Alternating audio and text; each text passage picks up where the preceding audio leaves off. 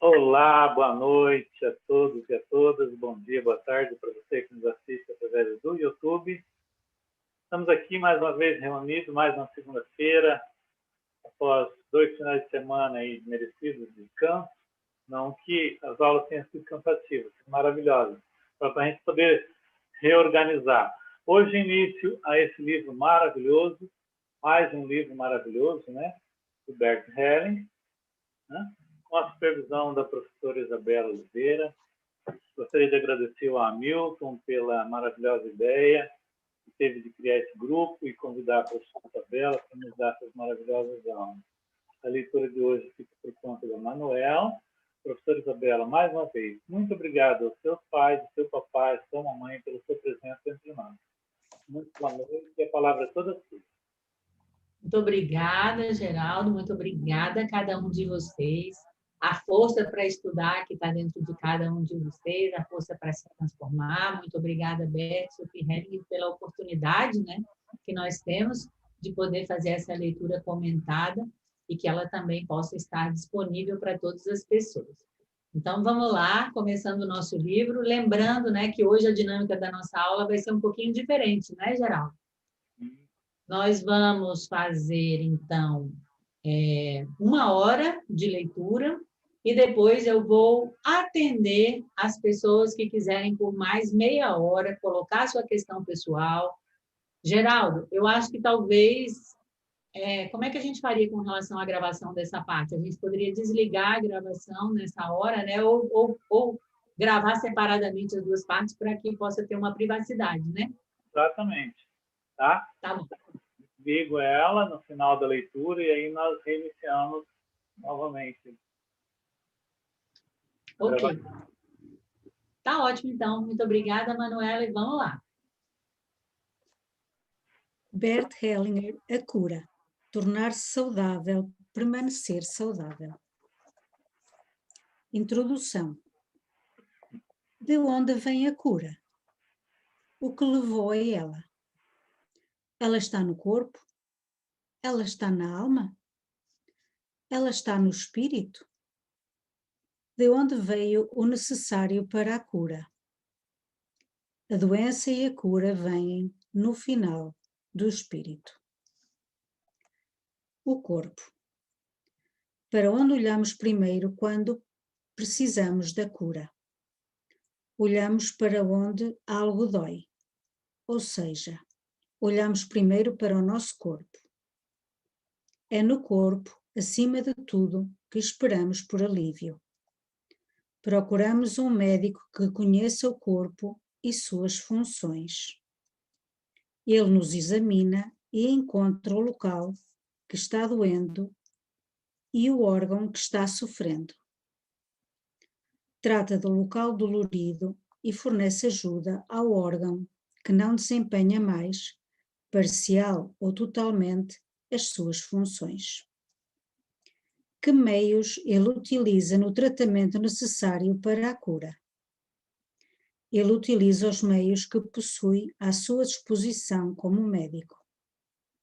Por exemplo, meios capazes de retirar a dor. Isso já é um alívio enorme para nós. Trata de um local ferido com as mãos, por exemplo, endireitando um membro deslocado. Às vezes, corta algo fora ou costura um ferimento, curando-o com uma pomada. Às vezes, percebe que nosso corpo está com falta de algum nutriente ou outra coisa, capaz de restabelecer suas capacidades. Prescreve-nos tais meios para que os usemos. Principalmente, prescreve-nos meios para coibir bactérias ou vírus em nosso corpo. Ao mesmo tempo, sentimos-nos em boas mãos junto a ele. Isso também nos faz bem. Depositamos confiança nele, o que já nos faz sentir melhor. Criamos esperança de que esse tratamento nos curará. A alma. O que acabamos de aprender aqui sobre a cura além do tratamento corporal. Além do nosso corpo, nossa alma e nossos sentimentos também desempenham um papel importante na cura. Também devem ser tratados de uma boa maneira. Muitas vezes sentimos a dor na alma de forma ainda mais intensa que as dores corporais. Quais são geralmente as dores da alma? Quase sempre são dores causadas por uma separação no presente, ou vêm da lembrança de separações ocorridas no passado, muitas vezes nossa infância.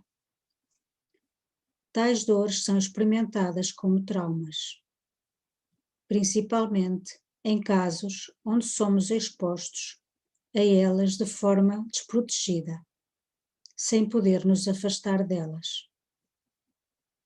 Essas dores advindas de separações são armazenadas em nosso corpo, podendo ser resgatadas a qualquer instante, por exemplo, através de imagens internas capazes de evocar sentimentos passados sem que precisemos lutar contra isso. Nesse momento, nosso comportamento perante as pessoas muda. Sem estar imediatamente conscientes disso, esperamos por uma nova separação que virá. Ao mesmo tempo, o nosso corpo reage de uma forma que faz algo nele se apertar. Ficamos apertados. Por exemplo, perdemos o apetite ou não conseguimos respirar direito. Ou então, nosso coração dói e fica apertado. Ao invés de nos movimentarmos, ficamos sentados ou até mesmo de cama. Nossa força vital e nossas esperanças de uma vida feliz esmorecem. Tornamo-nos tristonhos e fisicamente doentes. Qual será o resultado quando procuramos um médico nesse estado? Esperamos a cura? Ou aniquilamos internamente seus esforços? Separamo-nos dele sem esperanças como outrora?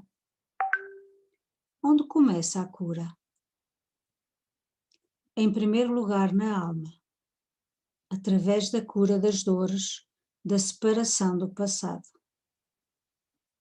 Retornamos às pessoas das quais nos sentimos separados de forma dolorosa. Dessa forma, retornamos também à esperança. Ao longo deste livro, mostrarei em detalhes como isso é possível. Ao mesmo tempo, irei conduzi-lo ao caminho da cura da alma através de exercícios internos e meditações. O espírito. A pergunta é: como conseguimos a compreensão e a força para seguir esse caminho? A quem obedece a nossa alma? De onde obtém a fé na cura do corpo?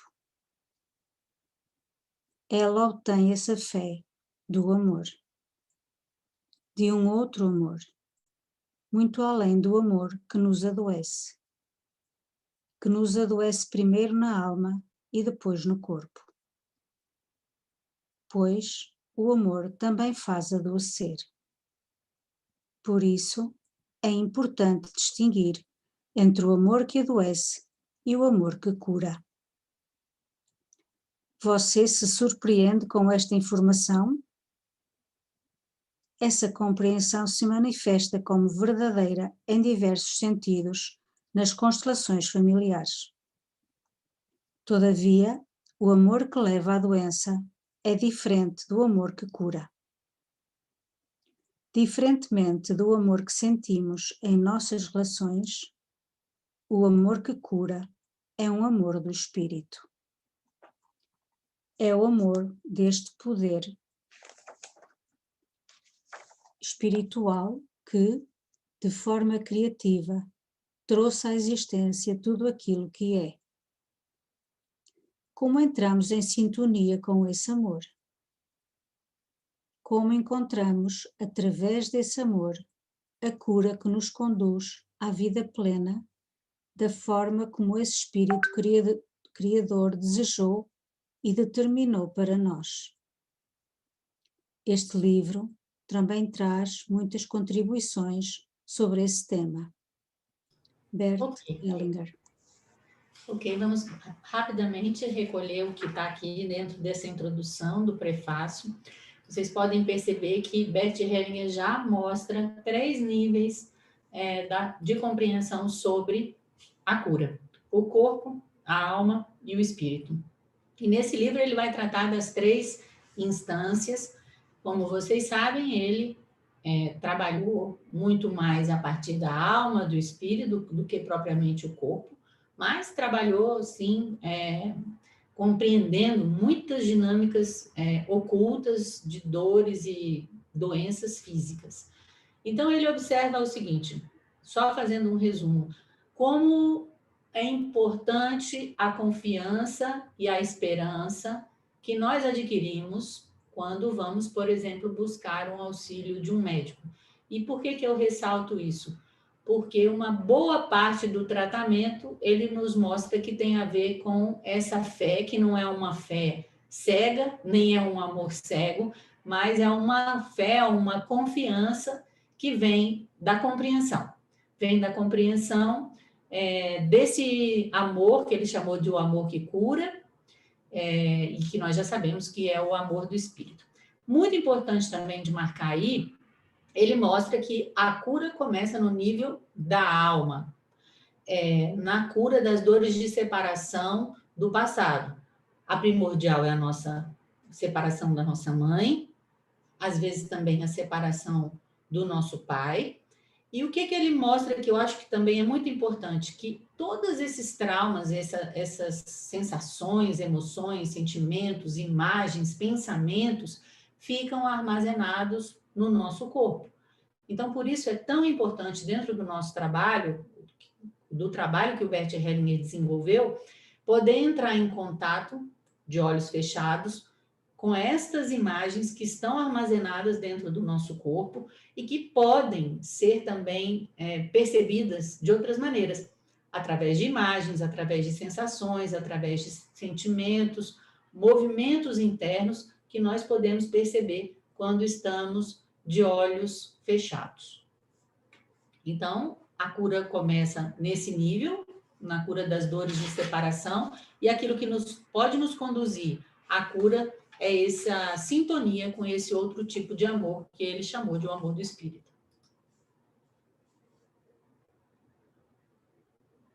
Podemos seguir? Sobre o procedimento. A doença em nosso corpo encontra-se no fim de uma cadeia. Começa na alma, pois é da alma que vêm os movimentos do amor que nos levam às pessoas doentes, que desejam nos vincular a elas. Por isso, iniciarei com a parte principal que segue esses movimentos. Ela se chama a nossa alma. Esses movimentos são colocados em ordem por um outro amor, um amor que vem do Espírito. Por isso, a segunda parte trata dos movimentos do Espírito. Ela descreve a forma como entramos em sintonia com eles. Frequentemente, esses movimentos estão ligados a uma despedida. À despedida de esperanças da alma e à despedida de pessoas pelas quais assumimos algo que nos torna doentes. Apenas na terceira parte passo a tratar do corpo. Entretanto, eu me restringo aos movimentos que estão em nossas mãos, sem tentar me envolver em algo reservado aos médicos e a sua responsabilidade por aquilo que fazem, de acordo com a sua formação e a experiência. Também aqui me refiro mais à alma e às atitudes espirituais que apoiam os seus esforços, tornando-os às vezes supérfluos. Na terceira parte deste livro, sigo questões como a influência da alimentação sobre a nossa saúde, até que ponto determinadas doenças se devem à alimentação e como podem ser evitadas e curadas através de um outro tipo de alimentação. Para isso, baseio-me amplamente na nova obra padrão sobre a nossa alimentação, o China Study e suas alarmantes implicações em nosso estilo de vida, de T. Colin Campbell e Thomas M. Campbell. Trata-se do mais abrangente estudo sobre alimentação e doença. Se estiver curioso, pode começar com essa secção. Ela fala por si só. A nossa alma. O vínculo. Qual é o movimento decisivo em nossa alma que leva a doenças?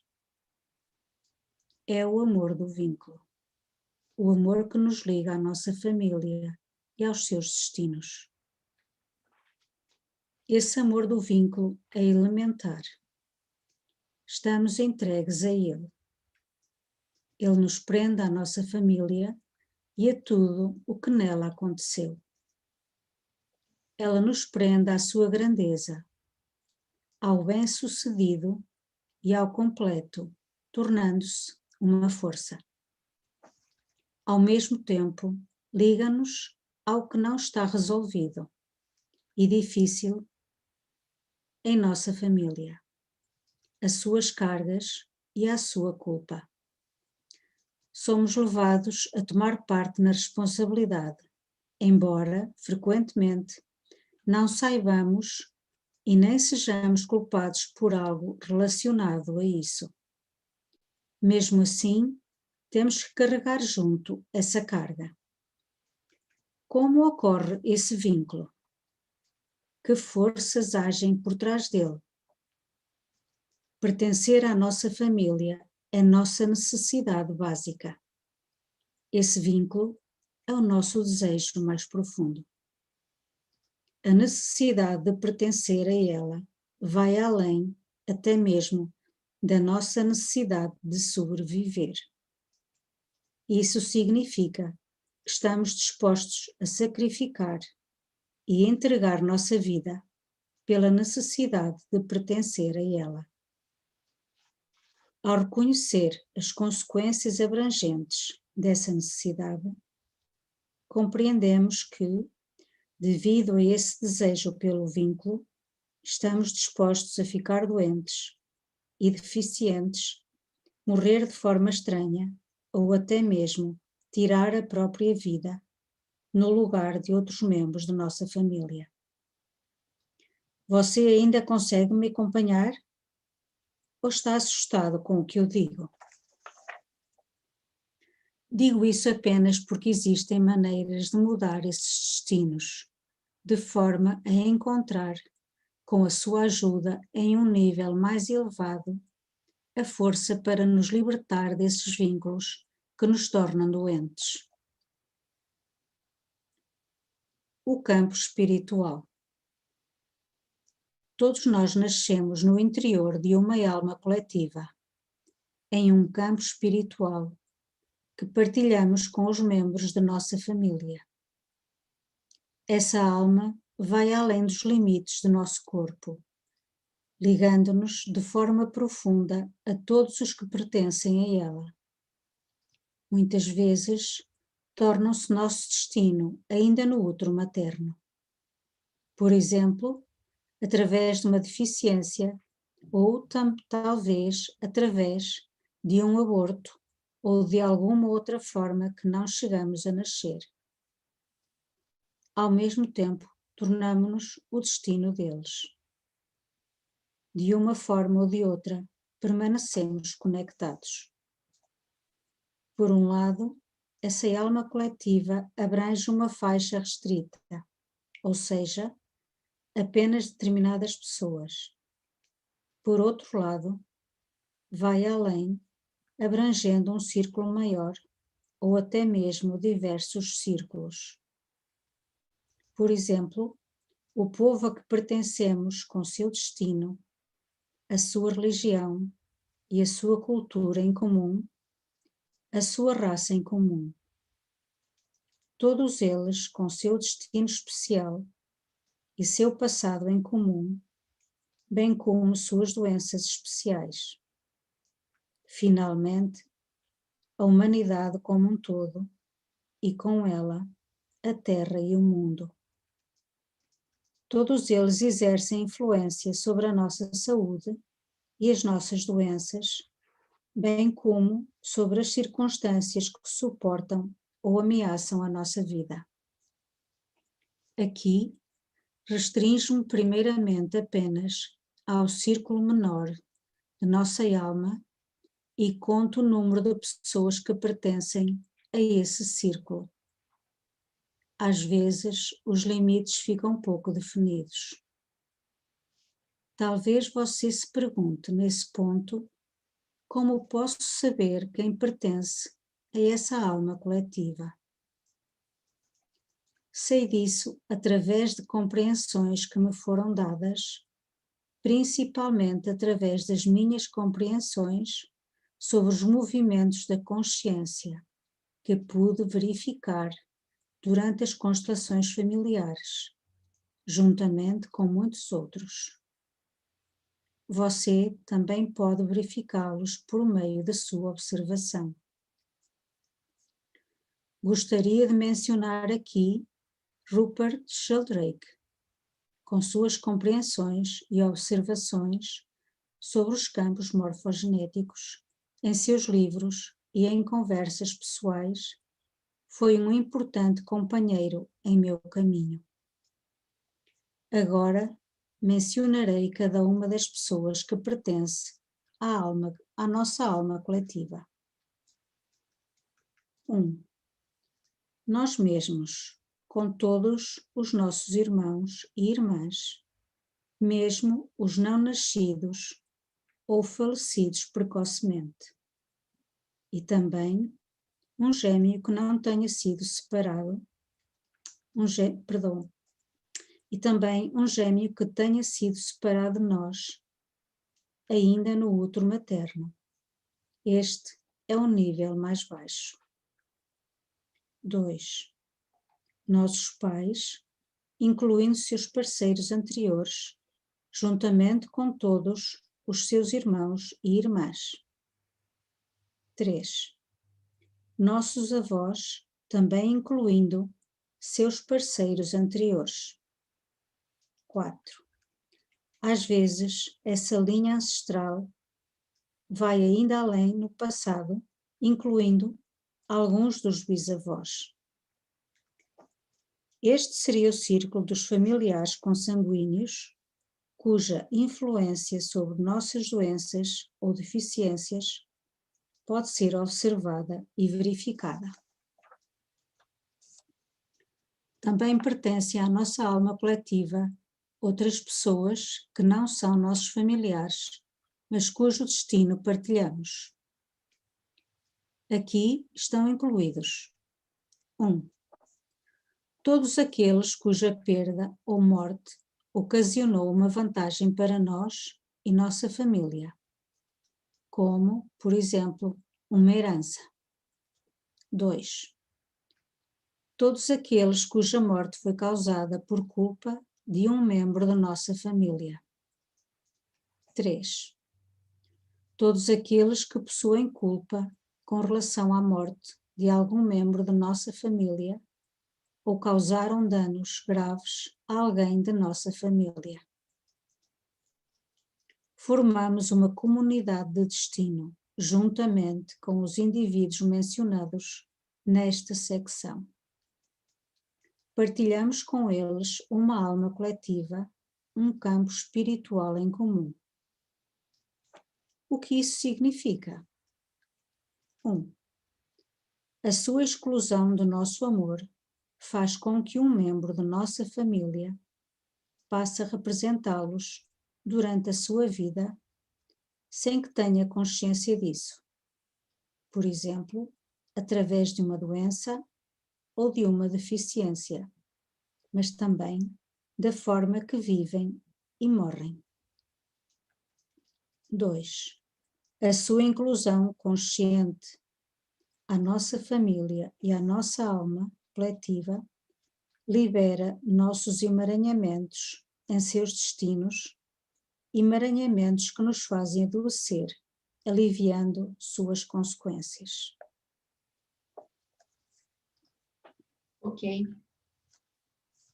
Vamos lá. Recolher o que ele nos colocou aqui. São coisas que imagino que muitos de vocês já sabem. Já vi também que tem uma pergunta aqui da Elza no chat. E, pois bem, eu também coloquei aí o livro que ele cita aqui. Bom, então ele vem falar de algo muito importante, que é o fato de a doença estar no final de uma cadeia.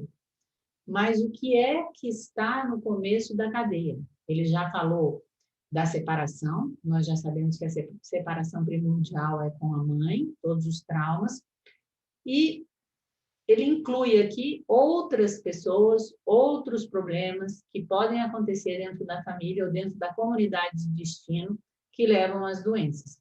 E o que eu acho mais interessante aqui e eu acho que seria importante frisar no estudo de vocês, que a cura, ela é um movimento do espírito e ela está ligada a uma despedida. Ela está ligada a uma despedida que foi gerada, né, por um vínculo que foi gerado por esse amor que adoece, que também é o mesmo nome do amor cego, e às vezes ela traz também a necessidade de uma despedida de esperanças, de imagens internas, de como você imaginaria que a sua vida poderia ser, e que de fato ela não tem essa possibilidade. E depois ele vem falando sobre a alma, né? É importante vocês saberem a diferença, porque muitas vezes Bert Hellinger fala amor do vínculo é a mesma coisa que amor cego. Amor que adoece é a mesma coisa que amor cego. Amor que cura é o amor do espírito, ou amor que vê é o amor do espírito. O outro amor também é o amor do espírito. Amor à beira do abismo é como ele se refere a esse amor cego, levado ao seu limite, por exemplo, no caso de suicídios ou esquizofrenia, tudo mais. Outra coisa, ele fala de que nós nascemos numa alma. Então, aí já respondendo um pouco a questão da Elza, qual a diferença entre alma e espírito, eu vou trazer para vocês um texto onde Bert Hellinger explica isso. A alma, né? A alma em latim, anima, é o que possibilita o animalismo. Portanto, aquilo que dá alma ao que vive e possibilita a vida. A alma não é nada individual, algo que o indivíduo tem, mas o indivíduo participa dessa alma. Para mim, essa grande alma dirige a evolução. A evolução é dirigida por algo que sabe, e isso é a alma. Quem pode se entregar aos movimentos da alma pode evoluir. Mais frequentemente, somos desconectados dos movimentos da alma pelo nosso vínculo às ambas as consciências, a pessoal e a coletiva. Então, é preciso esclarecimento e purificação para perceber os movimentos profundos da alma. E quem faz parte dessa alma é um número restrito de pessoas que ele citou aqui, como sendo as pessoas que nós temos laços biológicos e laços de destino, laços existenciais. Então, em todos os livros, Bert Hellinger descreve isso de diferentes maneiras, mas para vocês poderem entender como funciona, ele sempre descreve assim: eu ou nós, nossos irmãos, vivos ou mortos, nossos pais, parceiros anteriores dos nossos pais, avós, parceiros anteriores dos nossos avós e outras gerações, eventualmente, e tal. Então, são essas as pessoas, Elza, que fazem parte da nossa alma no que diz respeito à biologia. E com relação aos laços de destino, né, que formam os laços existenciais, né, que conformam a comunidade de destino, então, é quem gerou alguma vantagem para a minha família por meio da morte dessa pessoa. Então, por exemplo, quando a gente recebe uma herança, olha aí um tema importante, especialmente para os advogados, aquele cuja morte foi causada por um membro da nossa família, ou seja, a vítima de um assassinato e o contrário, quando alguém da nossa família foi assassinado ou sofreu algum mal por outra pessoa. Então, todas essas pessoas também influenciam na nossa saúde e na nossa doença. E o que faz com que, por assim dizer, nós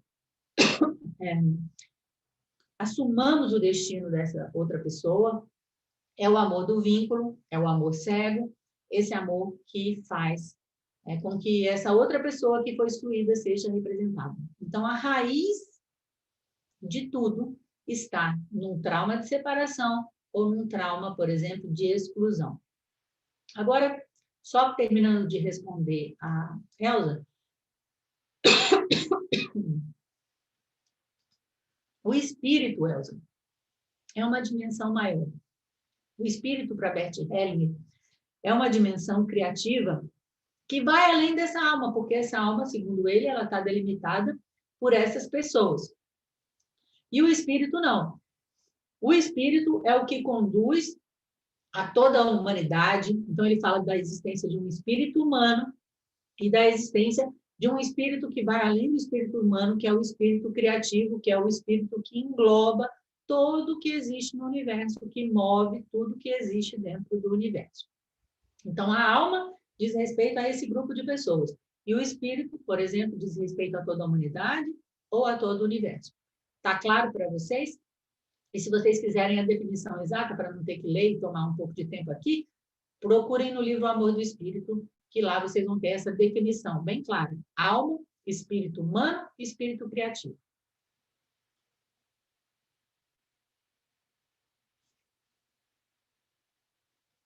Mais alguma pergunta ou comentário?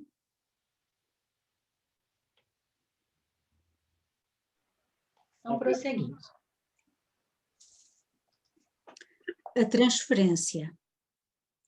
No interior da nossa alma coletiva existem transferências no sentido de que um membro da família pode transferir uma responsabilidade a outro membro familiar, ou no sentido de que um membro que não está diretamente envolvido assume as consequências das ações de um outro, por exemplo, adoecendo ou morrendo em seu lugar. Tais transferências se processam em diversos níveis. Eu sigo você. Uma das transferências segue a frase interna. Eu sigo você. Por exemplo, o caso de um filho que é traído para junto de sua mãe, que teve uma morte precoce. Ele também deseja morrer para acabar com a separação entre os dois. O mesmo ocorre no caso de uma mãe que deseja seguir um filho morto precocemente, principalmente se ela se sentir culpada por essa morte. Em ambos os casos, tal desejo leva a doenças que ameaçam a vida, bem como à morte prematura. Essa ideia parece absurda à primeira vista, mas não dentro da alma coletiva. A ela pertencem tanto os vivos quanto os mortos. Dentro dessa alma coletiva, a separação entre os vivos e os mortos se dissolve tanto na imaginação quanto no sentimento. Agora desviarei um pouco do tema para falar mais sobre a alma coletiva e o campo espiritual que atua dentro dela. Alma e espírito. Primeiramente, explicarei algo sobre os termos campos espirituais e alma.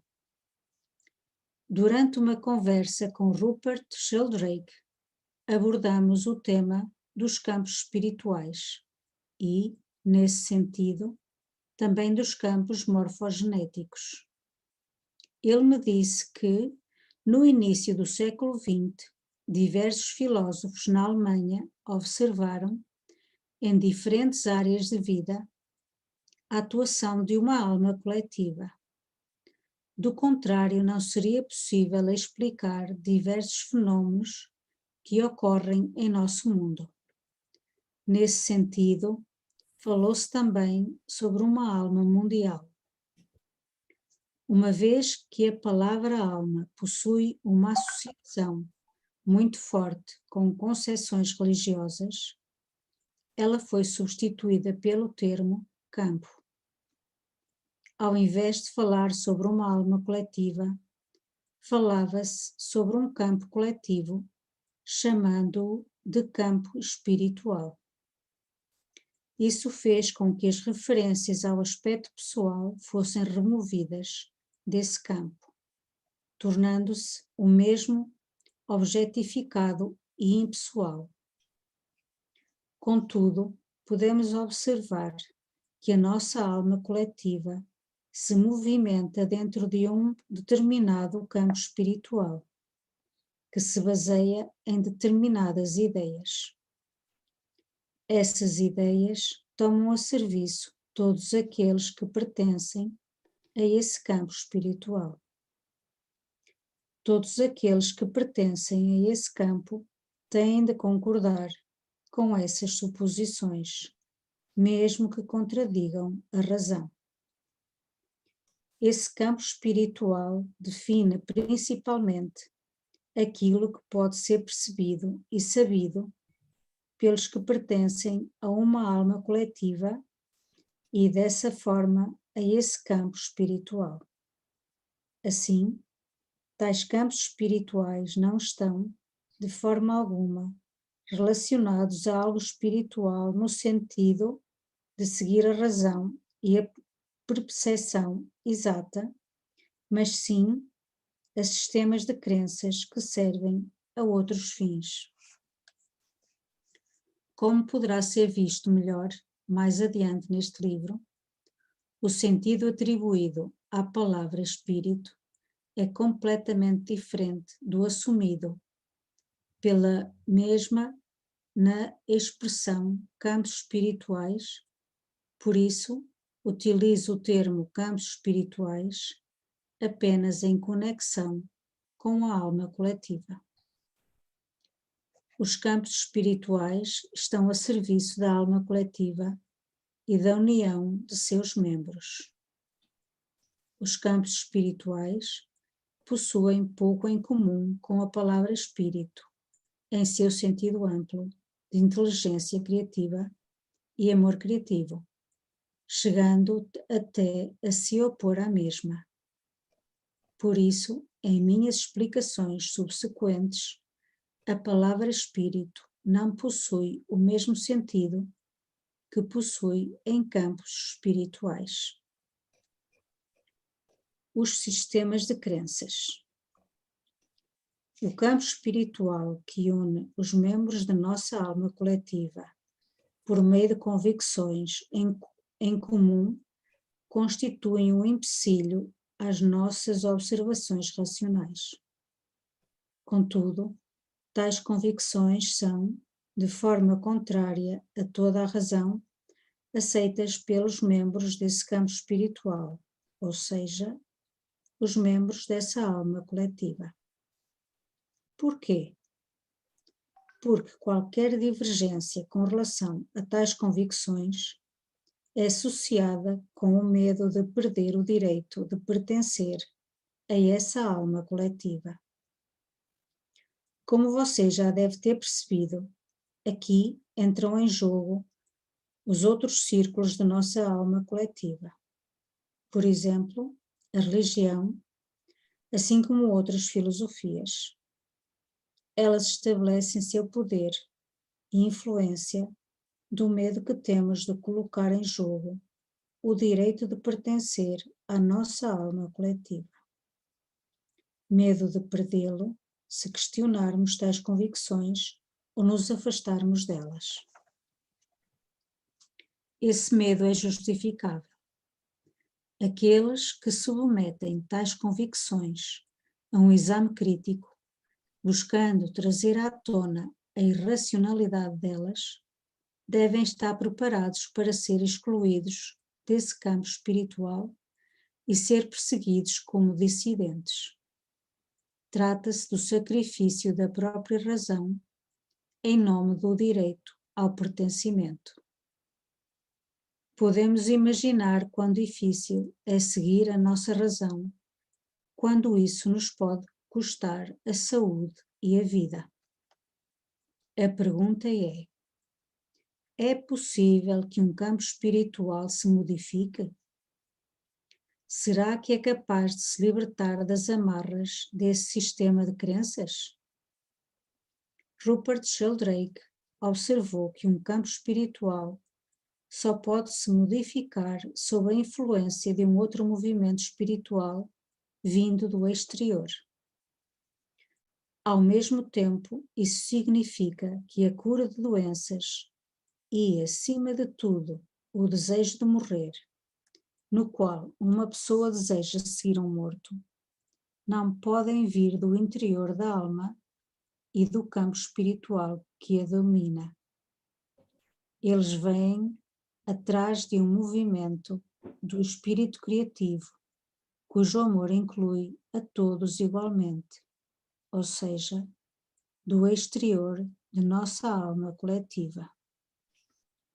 Isso significa que o movimento de cura e a salvação vêm de um outro nível espiritual, que vai além da psicoterapia em seu sentido comum.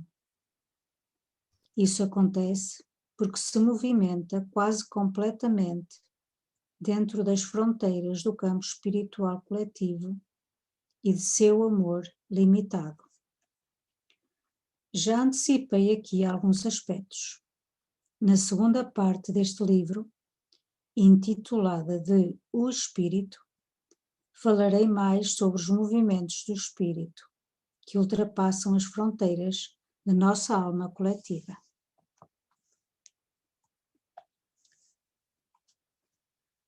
Você por mim e eu por você.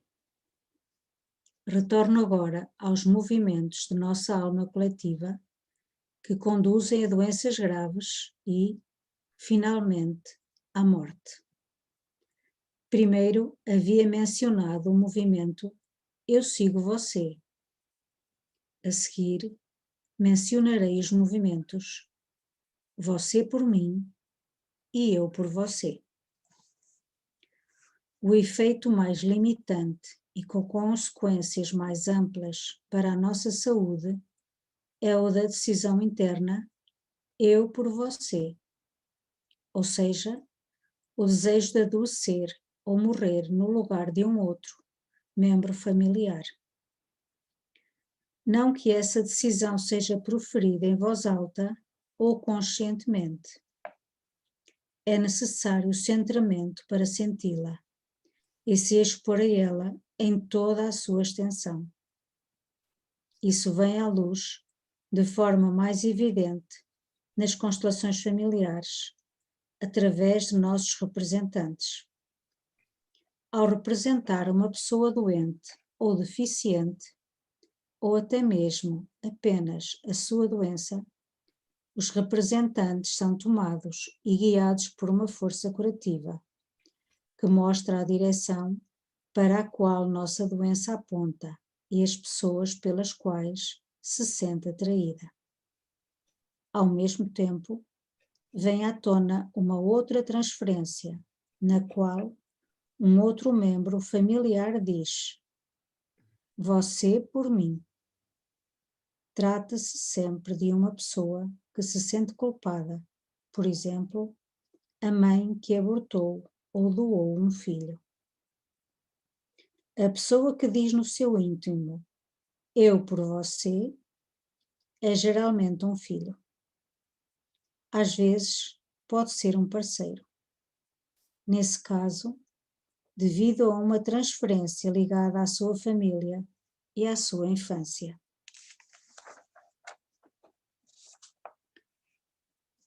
Eu também. Antes de prosseguir, trazendo à tona essas frases na própria alma e com isso extinguindo o seu poder, abordarei uma terceira e importante frase com a qual alguém se despede internamente de sua vida.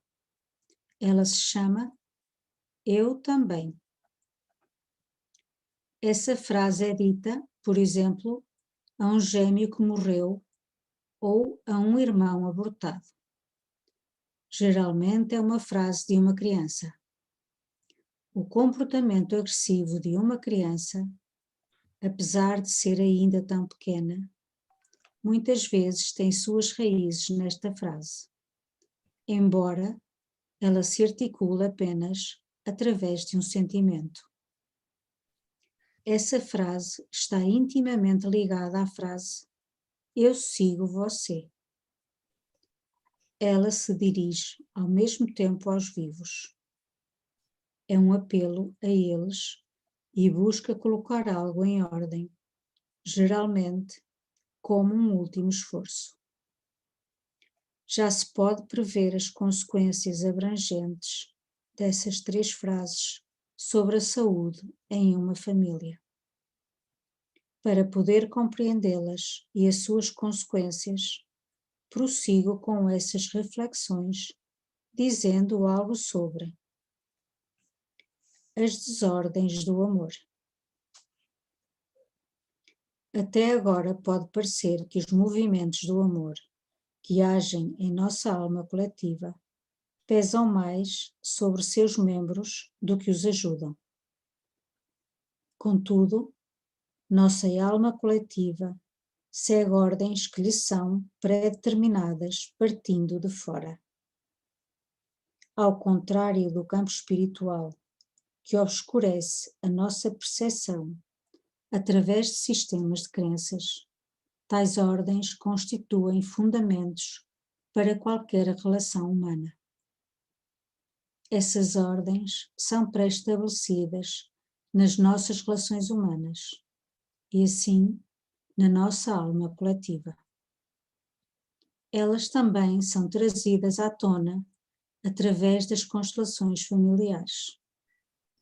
Em primeiro lugar, através de violações contra tais ordens, através do seu oposto, das suas desordens. Falarei agora sobre cada uma dessas ordens e seus opostos. Basicamente, trata-se apenas de 2. O direito igual de pertencimento. Nossa alma coletiva dá importância fundamental à sua completude. O todo tem prioridade sobre as partes individuais. Essa ordem se transforma em desordem quando alguém é excluído dessa comunidade, apesar de pertencer a ela. Por exemplo, quando alguém diz ao outro: minha vida possui prioridade sobre a sua. Observamos isso quando alguém aborta ou doa um filho. Muitas vezes um indivíduo é excluído por não satisfazer às exigências morais desse grupo. Quem define essas exigências morais? É o chamado campo espiritual que decide quem pode ou não pode pertencer. Nesse sentido, vai contra a ordem do direito igual de pertencimento para todos. O campo espiritual justifica essa exclusão por meio de sua moral. A ordem espiritual superior que concede a todos os que pertencem o mesmo direito de pertencimento não tolera exclusões. Se mesmo assim isso ocorrer, ela coloca um movimento em ação que resgata o excluído, utilizando outro membro da família como representante. Este deve então representar o membro excluído, sem que tenha consciência disso. Como consequência, esse membro da família também se sente excluído. Movido por uma pressão interna, ele também se exclui e se comporta de maneira tal que precisa ir embora. Por exemplo, tornando-se culpado ou doente, ou colocando a própria vida em jogo, perdendo-a. A não ser que um outro membro da família diga internamente a ele: eu por você.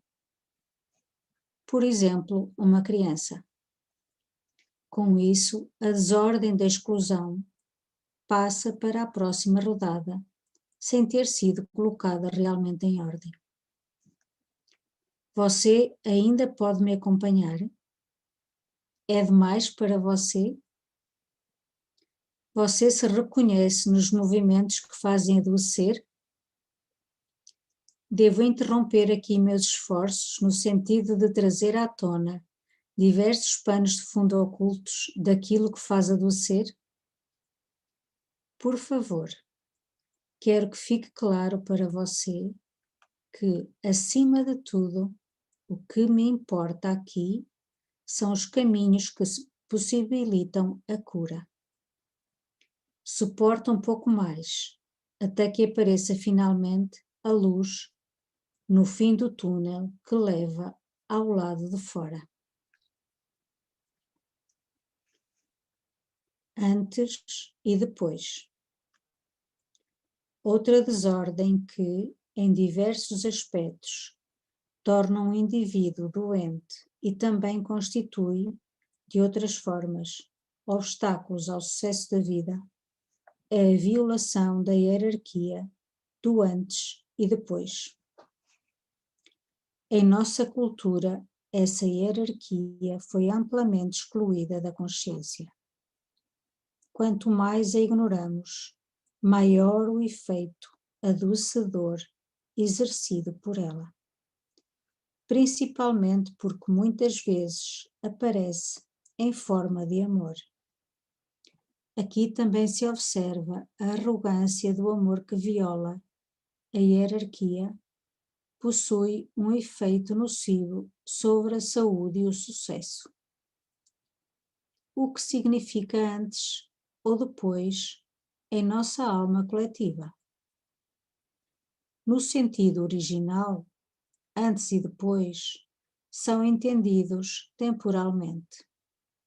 Quer dizer, aquele que existiu temporalmente mais cedo, ou seja, que nasceu antes do outro, tem precedência sobre os que vieram depois. Nesse sentido, o filho primogênito tem precedência em relação ao segundo, independentemente do sexo. Esse antes ou depois determina a hierarquia entre os irmãos e, de facto, entre todos, incluindo os que morreram precocemente ou abortados. A hierarquia, nesse sentido, é uma ordem original. Ela é válida também em outros aspectos de nossos relacionamentos. Por exemplo, os pais iniciam a família conjuntamente como um casal. Ambos assumem perante os filhos a primeira posição, a qual não pode ser disputada com eles por ninguém, nem mesmo por uma autoridade. Eles vêm em primeiro lugar. Essa hierarquia também vale para empresas e na profissão. Contudo, irei-me restringir às relações nas quais essa desordem pode adoecer as pessoas ou levá-las à morte sem que estejam conscientes disso. Como se revela essa desordem em nossa família? Ela se revela na frase interna: eu por você. Ou seja, quando um indivíduo que veio depois assume arrogantemente algo por alguém que já estava lá antes dele. Por exemplo, quando o filho diz essa frase internamente à mãe ou ao pai, ao ver que estes querem ir embora. Essa frase transforma os filhos em heróis. Todo herói de uma tragédia assume, quando criança, algo que compete apenas a indivíduos que já estavam lá antes dele. Nesse sentido, essa frase se associa com a frase de um indivíduo que já estava lá antes dele: você por mim. No final das tragédias, o final das tragédias é conhecido. Termina com a morte do herói e com a morte de suas vítimas. Estou-me referindo aos pequenos heróis que ficam doentes ou morrem no lugar da mãe ou do pai para preservar as suas vidas ou para salvar um outro membro familiar. A redenção. A religião e seus ensinamentos sobre o pecado original, através dos quais afirma a necessidade do homem por redenção e expiação, está completamente submetida à expressão eu por você. Primeiro, a vemos em Jesus, que assumiu para si, como representante de todos, as expiações para os seus pecados, através do seu autossacrifício. A mesma máxima é utilizada de diversas formas por seus adeptos e colocada em prática, com base em uma expressão de Jesus: ninguém tem amor maior do que aquele que dá a sua vida pelos seus amigos. Ou seja, o amor de quem diz: eu por você. A quantos autossacrifícios, quanta abnegação, quanto heroísmo, quanto sentimento de superioridade e quantas doenças e mortes heroicas levou essa frase. Quantos se sacrificaram por essa frase? Não continuarei me aprofundando nessas conexões. Elas estão ligadas às bases de nossa cultura e ao campo espiritual no qual ela se fundamenta. Mesmo assim, torno claro, com essas considerações, até que ponto as doenças e a morte precoce de muitos são motivadas pela religião. Por exemplo, como a expiação pela própria culpa ou pela culpa de outros. Ok. Estamos quase chegando ao nosso período final aqui da leitura. E eu resolvi ir até esse ponto porque depois vem uma meditação e eu acho que a gente já pode partir para a prática com essa meditação. Aí eu mesma vou ler e vou conduzir vocês a essa meditação. Aí, Geraldo, depois da leitura da meditação, aí você pode cortar que a gente entra para o atendimento, tá? Então, vamos lá. O que ele está colocando aqui? Básico. Quando vocês observam o avanço do trabalho do Bert Hellinger com as constelações familiares, nós já sabemos que existem alguns momentos desse trabalho. E no começo, nas chamadas hoje em dia constelações familiares clássicas, como vocês sabem, tinha muita pergunta. Como você está se sentindo aqui? Como você está se sentindo ali? Ou seja, existiam as frases de solução que eram tão importantes naquele momento. Mas o que aconteceu com o passar do tempo?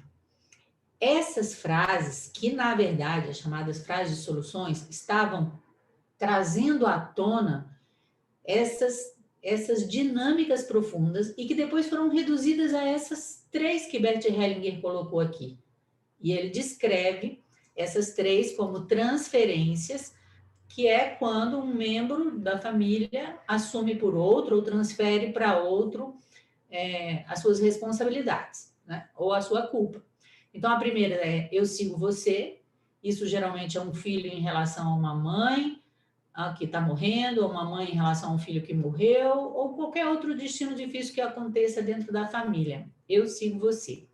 E o outro, a outra dinâmica, a outra transferência, ela já é de duas mãos, assim, em duas vias. Ou seja, você por mim e eu por você. E ela vai acontecer quando, por exemplo, ele falou, uma pessoa faz um aborto, não assume a sua responsabilidade, não assume a sua culpa, e vai um filho assumir essa responsabilidade pela mãe ou pelo pai, com essa dinâmica interna. Você por mim, a mãe diz para o filho, e o filho diz, eu por você. E muitas vezes quem observa os trabalhos do Bert Hellinger ou da Sophie, eles não acrescentam assim, com prazer.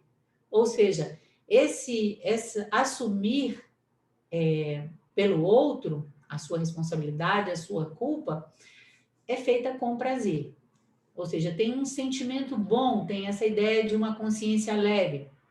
E a terceira dinâmica, eu também, e aí ela é muito parecida, muito próxima, aí eu sigo você, mas é quando, por exemplo, ele coloca aqui um irmão gêmeo ou uma criança assume algo de um outro irmãozinho, e aí ela vai apresentar vários tipos de comportamento, um comportamento agressivo. Então, eu acho que isso aí precisa ser anotado no caderno, porque nós sempre vamos estar trabalhando com crianças com problemas difíceis. E aqui ele está nos dando uma dica muito importante do que está por trás do comportamento agressivo de uma criança. Aí vem, né, graças a Deus, Elza, aí chegou a sua resposta pelo próprio Bert Hellinger, mas ele acrescentou uma outra dimensão, uma outra explicação, que é a ideia de campo. Quem vai olhar a obra do Bert Hellinger, da mesma maneira que ele fala de amor, de muitas maneiras, assim, com várias expressões, amor que vê, amor cego, amor que cura, amor que adoece, como eu já fui falando aqui para vocês, também vai perceber que ele se refere ao campo de diferentes maneiras. Ele fala em campo de força, ele fala em campo sábio, ele fala em campo morfogenético, e aqui ele explicita, né? Muito raro o Bert Hellinger explicitar, mas aqui ele vai falar da origem desse conceito dentro dos filósofos alemães, que falavam sobre essa existência da alma mundial, e que dentro da compreensão do Rupert Sheldrake, fala-se, né, da ideia de um campo espiritual. Só que, se vocês prestarem bem atenção no que o Bert Hellinger diz aqui sobre o que é o campo espiritual, ele não é exatamente a mesma coisa que a alma, e tampouco é a mesma coisa que o espírito. E por quê? Porque ele fala o seguinte, esse campo espiritual, ou poderíamos dizer o campo morfogenético, ele se volta para a repetição de padrões. Mas o que faz com que um padrão se modifique não está dentro do campo espiritual, vem de um outro nível, que o Bert Hellinger chamou do nível do espírito. E esse campo espiritual, ele é eivado de crenças, né? Tanto que a palavra morfogenético, ela também fala de um campo mórfico, que é o campo formado por sistemas de crenças, e o campo morfogenético, que tem a ver com a função de construir forma, né? Que tem a ver com os nossos genes, que tem a ver com a construção de forma. Então, eu tenho campos culturais e tenho também campos biológicos, por assim dizer. Campos sociais e campos biológicos, que é a diferença que existe entre campo mórfico e campo morfogenético. E Bert Hellinger usa essa expressão do campo espiritual, mostra que esse campo está a serviço da alma coletiva, que ele é diferente do espírito e que é nesse nível que estão concentradas nessas convicções. Depois ele vem falar das desordens do amor, que são basicamente aquilo que leva às doenças, e ele vai falar de duas ordens. Vocês podem perceber que ele não fala aqui da compensação, ele fala do direito ao pertencimento e da hierarquia, ou também chama de diversas maneiras na obra dele, o antes e o depois. Quem lê os livros de Bert Hellinger, ele fala de precedência, ele fala de hierarquia, ele fala puramente da palavra ordem, e aqui ele está falando de uma maneira muito linda, muito poética sobre esse princípio, que é o antes e o depois. E ele fala que isso aparece muitas vezes na forma de um amor, olha que interessante, né? Ou seja, eu quero cuidar da minha mãe, mas ele mostra que isso é uma arrogância e que isso tem consequências profundas, não só na nossa saúde, como também no sucesso. E o que mais?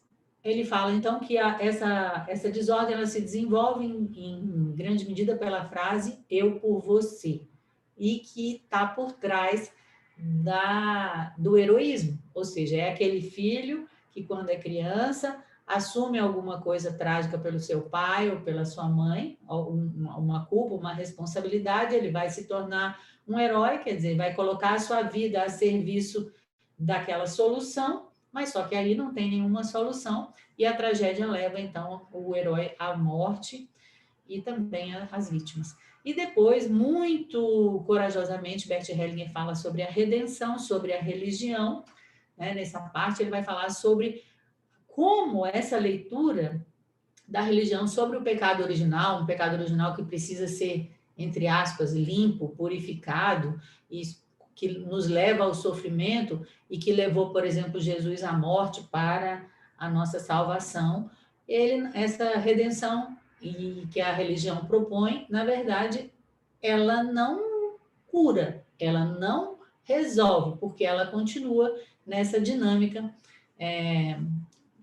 como é que se diz, adoecedora, eu por você, né? Ou seja, a dinâmica do eu por você. Eu morro por você, morro por Deus, morro pelo meu irmão, o que quer que seja.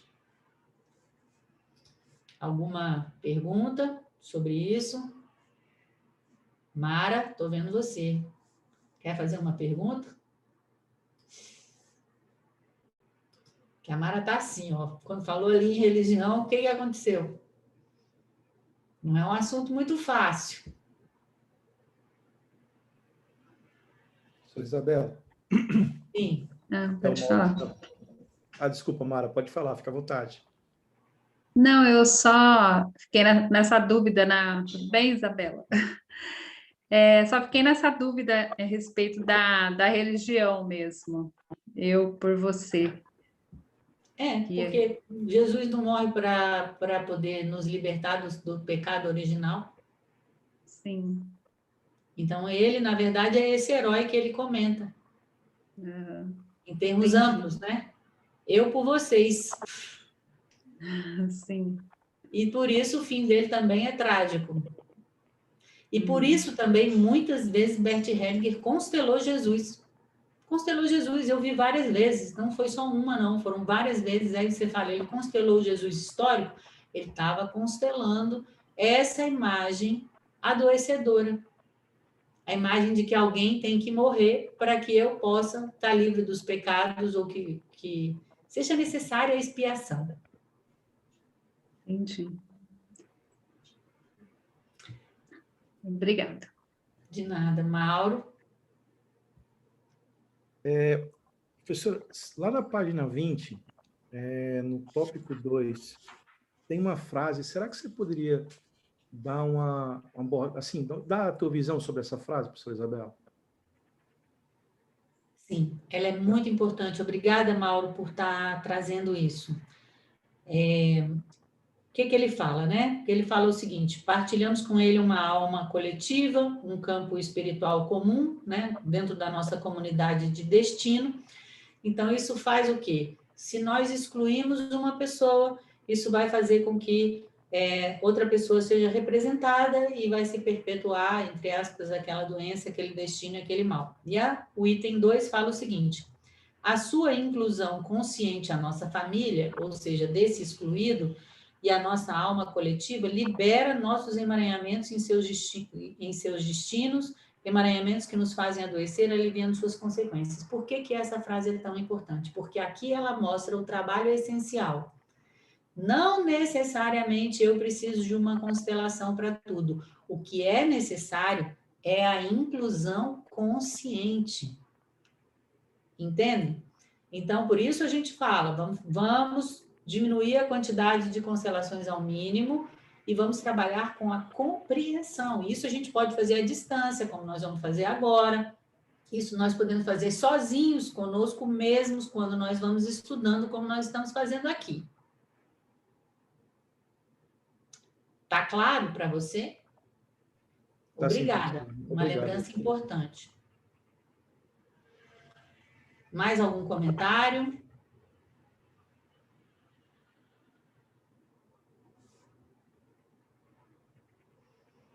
Ok. Então, eu vou convidar vocês agora, eu vou fazer essa meditação, pedir que se coloquem com as mãozinhas assim, na perna, 90 graus, quem tiver com essa possibilidade, pés no chão.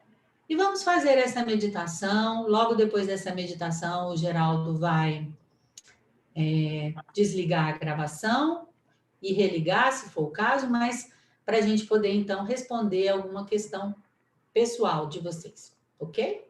Então, a gente sempre começa, como nos ensina a nossa professora Sophie Hellinger, expirando pela boca o que é velho. Inspira pelo nariz, expira pela boca, ainda de olhos abertos, expira, inspira pelo nariz, expira, inspira, e fechamos os olhos calmamente, colocamos um sorriso nos lábios, nos reconectando com a nossa alegria essencial.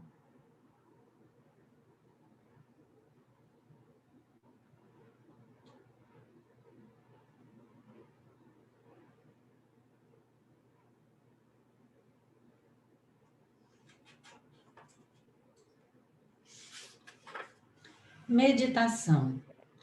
Nossas próprias frases internas. Tomamos um tempo para nós mesmos e entramos em um estado de meditação profundo e quieto. Ele é alcançado mais facilmente quando permanecemos no momento, como ele é, sem interferir e sem olhar para frente ou para trás. Após alguns instantes, retornamos à nossa infância.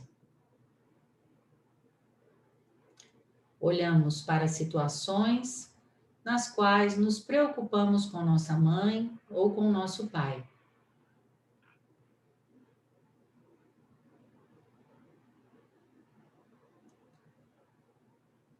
A preocupação principal de um filho é sempre se os pais irão permanecer, se irão embora, ou se ficarão doentes ou morrer. Olhamos para essas situações com os olhos da criança que um dia fomos. O que acontecia em nossa alma? Como lidávamos com os nossos medos? Havia uma frase interna que dizíamos: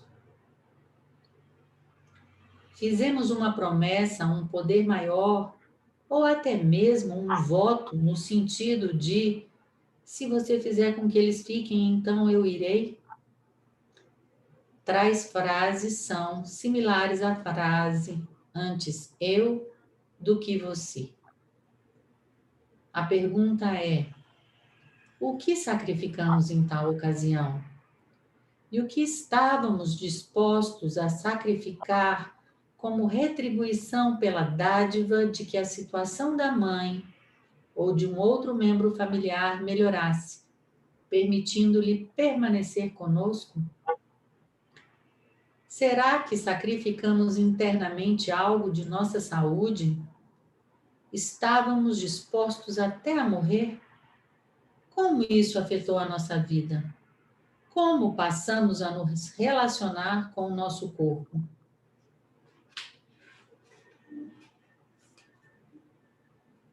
A pergunta é: como é possível desfazer essa promessa e essa frase? Como reencontramos novamente a expectativa de vida plena, nossa alegria e nossa saúde? Olhamos para as pessoas pelas quais estávamos dispostos a sacrificar tudo, apenas para que pudessem permanecer e para que melhorassem. E vocês olhem para essas pessoas internamente, tragam à sua tela mental essas pessoas.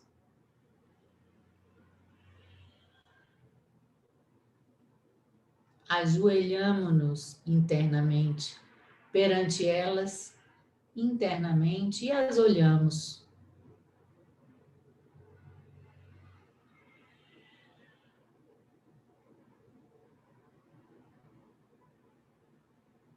Após algum tempo, ao nos sentirmos realmente numa posição inferior e percebermos sua grandeza perante nós, dizemos: aqui vocês são os grandes. Aqui vocês permanecem como os grandes. Perante vocês sou pequeno e permaneço pequeno.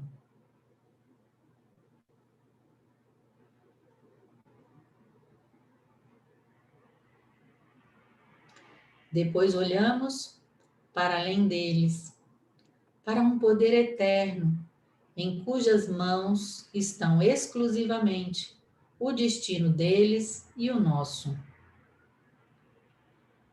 Talvez naquela época tenhamos chamado esse poder de Deus.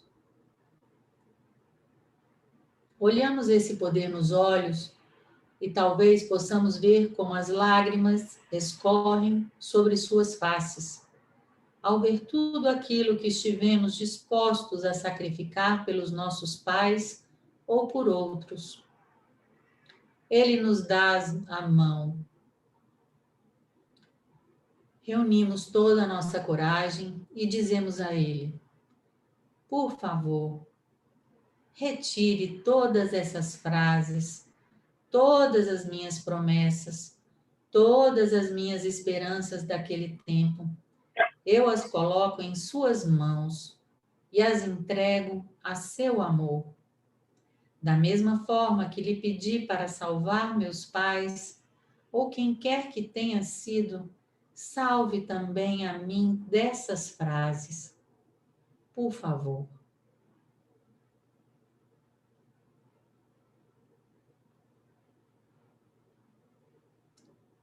Depois, esperamos bastante, até percebermos o que se transformou em nosso corpo e em nosso sentimento de vida, e dizemos a esse poder: eu sou grato.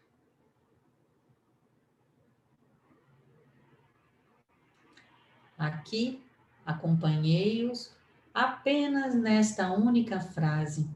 De maneira similar, vocês podem encontrar por si só a solução para as outras duas frases: você por mim e eu também.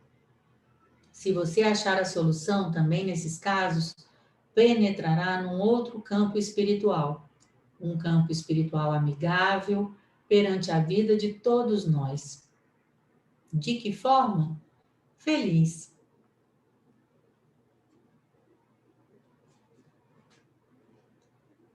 Calmamente expiramos pela boca, inspiramos pelo nariz, expiramos pela boca, inspiramos pelo nariz, expiramos pela boca e vamos calmamente abrindo os olhos.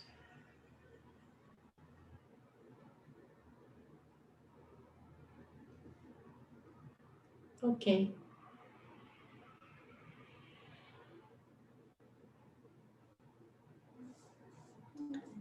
Nos sobram 10 minutos e agora a gente parte para atender a uma questão pessoal.